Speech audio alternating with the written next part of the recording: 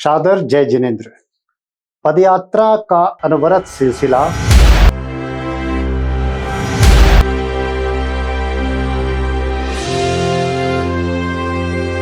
आत्मशुद्धि के लिए संकल्प साधना और परमात्मा से सीधा साक्षात्कार।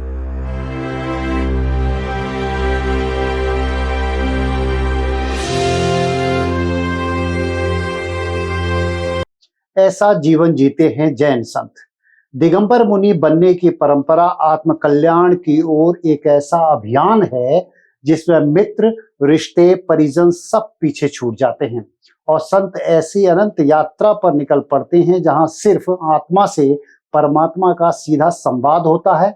इस साधना में जन कल्याण के सूत्रों की बात होती है। हिंसा के इस दौर में अहिंसा के संदेशों की प्रचार की प्राथमिकता होती है और ऐसे सिद्धांतों की वकालत की जाती है जिससे शांति, सौहार्द और परंपराओं में नवाचार का मेल हो। आज हम ऐसे ही विचारों की बात करेंगे जिसमें जैन सिद्धांतों के गूढ़ रहस्य छिपे हैं। जन भावनाओं में सिद्ध परमेष्ठियों के सिद्धांतों के अनुचर बनने की चाहत है और वैचारिक क्रांति के मतभेदों से दूर सिर्फ और सिर्फ आत्म साधना से जिसका सरोकार है। तो चलिए मेरे साथ, हम आपको आज एक ऐसी ही यात्रा पर ले जा रहे हैं जिसे संत समाज आत्मसात कर आपके कल्याण का मार्ग प्रशस्त करते दिखाई देंगे और आप भी तपस्या की इस गंगोत्री में अपने आप को समाहित कर अनंत यात्रा पर निकल पड़ेंगे। तो आइए देखते हैं एक ऐसे ही संत की तपस्या को जो इति से अंत तक अपने उद्देश्यों के सफलीभूत करने में लगे हुए हैं।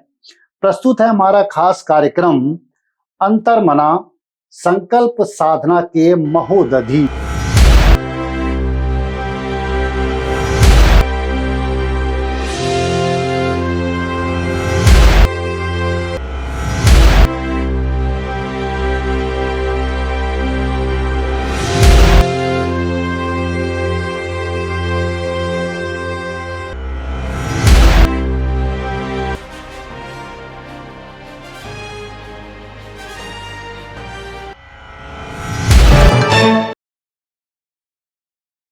अगर आपने हमारे चैनल को सब्सक्राइब या लाइक नहीं किया है तो कर लीजिए, क्योंकि शिखर जी और जैन समाज की सूचनाओं से अगर अपडेट रहना है तो यह जरूरी है।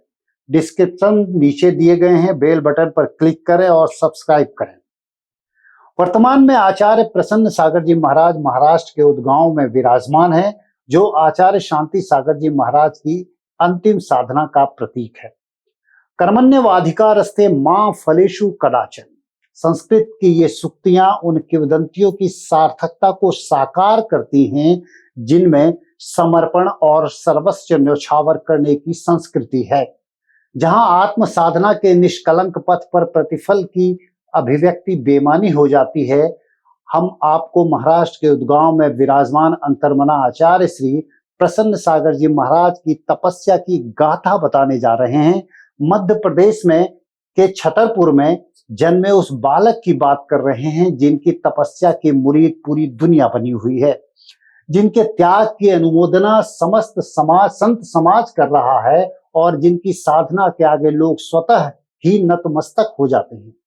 आपने तपश्चर्या के आश्चर्य से विभिन्न विभूतियों को अलंकृत होते देखा और सुना होगा, लेकिन निपट जंगल में जब सिर्फ साधना से सरोकार रह जाए तो मान लीजिए कि तीर्थंकरों की बनाई परंपराओं और संस्कारों के प्रति आस्था के शिखर और भगवान पार्श्वनाथ की निगहबानी में बैठे अंतर्मना तपश्चर्या के उत्तुंग शिखर को स्पर्श कर रहे थे।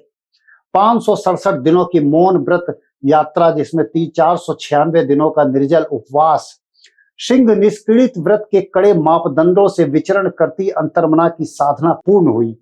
महापारणा महोत्सव जैन धर्म के सर्वोच्च तीर्थ श्री सम्मेद शिखर जी मधुवन में इतिहास रच गया। यूं तो आचार्य श्री के व्रतों की फेहरिस्त काफी लंबी है, लेकिन शाश्वत तीर्थ में सिद्धात्माओं के बीच वह साधना अनूठी थी। भगवान महावीर के बाद अंतर्मना 32 वर्ष का दीक्षा काल, 3500 से ज्यादा उपवास की कठिन साधना और 32 प्रांतों में विचरण और 1 लाख किलोमीटर की पदयात्रा। आचार्य श्री प्रसन्न सागर जी महाराज जिन्होंने जैन धर्म के 24वें तीर्थंकर भगवान महावीर के बाद कठिनतम तपस्या की है। दिगंबरत्व की कठिन साधना और सिद्धि का प्रतीक, विभिन्न स्थानों से निकलने वाली सम्यक दर्शन, सम्यक ज्ञान और सम्यक चारित्र की विकिरणों का संसर्ग आत्मा के अवलोकन को का सर्वश्रेष्ठ स्थान होता है। आचार्य श्री ने चारित्र शुद्धि व्रत 2000 में प्रारंभ किया था, जो 2013 को पूर्ण हुआ। इसके अलावा त्याग, तपस्या और व्रतों की एक लंबी फेहरिस्त है, जिनकी कठिन पगडंडियों पर चलकर प्रसन्नता के साथ आचार्य श्री ने पूरा किया है। प्रकृति का परिधान यानी दिगंबरत्व धारण करने वाले अंतर्मना भारत के भविष्य को ऊंचाई पर देखना चाहते हैं, आध्यात्मिकता का विश्व गुरु बनाने की चाहत रखते हैं। वह मानते हैं कि मोह कर्म बंध का कारण है। वह देव शास्त्र गुरुओं से मोह के सवाल पर यह भी विचार रखते हैं और कहते हैं कि मोह और आस्था में जमीन आसमान का अंतर है, इसलिए देव शास्त्र गुरुओं को मोह की श्रेणी में नहीं रखा जाना चाहिए, क्योंकि वे मार्गदर्शक हैं समाज के नैतिकता के और जीवन के सिद्धांतों के। जिन सहस्त्र नाम स्रोत और भक्तांबर महाकाव्य की विवेचनाओं को आधार बनाकर उनकी सोच है कि दूसरों को बदलने के पूर्व हमें स्वयं को बदलना होगा। कलयुग में द्वापर त्रेता युग की परिकल्पना करना निरर्थक प्रतीत होता है, तो आपकी भ्रांतियां अंतर्मना के दर्शन के बाद दूर हो जाएगी। संतों की समाज में इनकी तपस्या विशिष्ट है। इस दौर में ऐसे संत का होना और ऐसे संत के दौर में आपका होना आपको अनुग्रहित कर देगा, आह्लादित कर देगा। आचार्य पुष्पदंत सागर जी महाराज के परम प्रभावक शिष्य और संत शिरोमणि आचार्य विद्यासागर जी महाराज के आदर्श पथ पर चलने वाले आचार्य अंतर्मना साधना की एक ऐसी अनंत यात्रा पर हैं, जिसमें तीर्थंकरों की निष्कलंक पथ पर चलने की चाह है।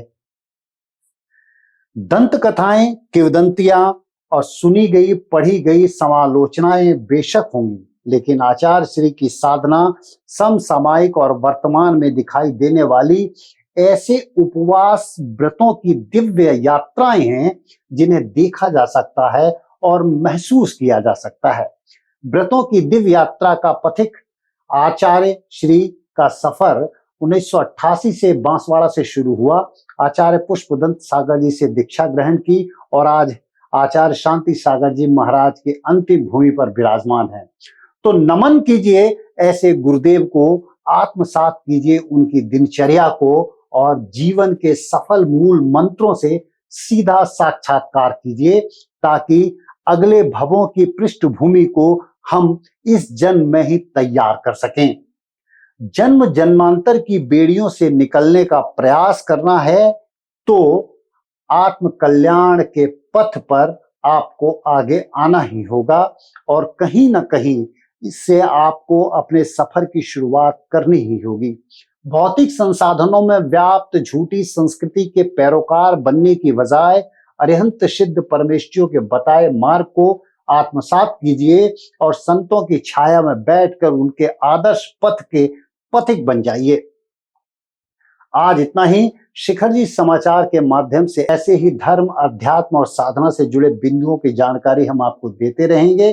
अगर आपने हमारे चैनल को लाइक और सब्सक्राइब नहीं किया है तो कर लीजिए, क्योंकि शिखर जी और जैन समाज की सूचनाओं से आपका अपडेट रहना बहुत जरूरी है। अंतर्मना को महसूस करते हुए आपसे विदा लेते हैं। जय जिनेंद्र, जय गुरुदेव।